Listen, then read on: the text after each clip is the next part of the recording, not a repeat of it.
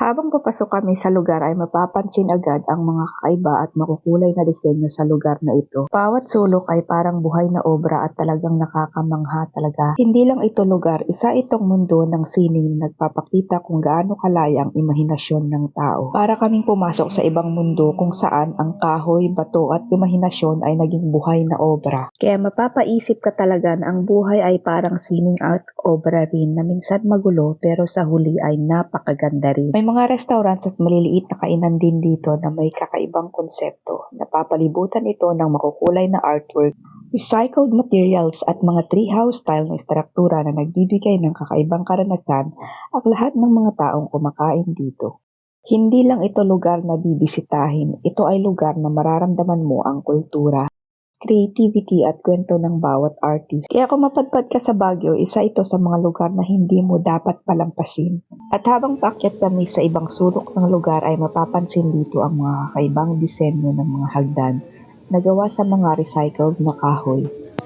Ang mga kahoy na ito ay hindi basta materyales lamang, makikitang matibay at dekalidad na klase ang kahoy na ginamit, na muling nagbigay ng buhay at ginawang bahagi ng artistikong istruktura ng village. Isa pa sa kapansin-pansing detalye ay ang flooring na gawa ng pira-pirasong tiles na pinagsama-sama at inayos upang makabuo ng makukulay at kakaibang disenyo sa sahig. Ang bawat piraso ay parang bahagi ng isang malaking mosaic na obra, iba't iba ang hugis, kulay at pattern, ngunit kapag pinagsama ay naging iisang magandang likhang sining. Sa isang bahagi ng village na ito ay makikita ang maliit ngunit kakaibang theater area na nagbibigay buhay sa sining at kultura ng lugar. Ang paligid nito ay gawa rin sa mga kahoy na tila mga antigong materyales na nagbibigay ng rustic at makasaysayang dating sa buong espasyo. Ang mga upuan, istruktura at dekorasyon ay parang ibinabalik ang mga bisita sa isang lumang panahon kung saan ang sining at kwento ay pinapahalagahan. Sa simpleng teatro na ito, mararamdaman na ang ililikha ay hindi lamang lugar para sa pagkain at pagbisita kundi isang tahanan ng isang sining,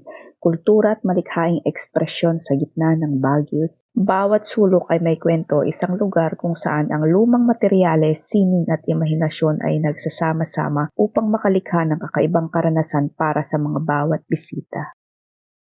Ganda dito, promise.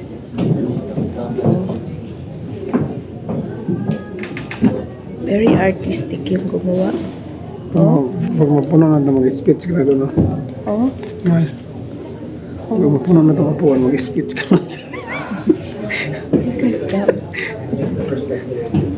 Grabe, oh.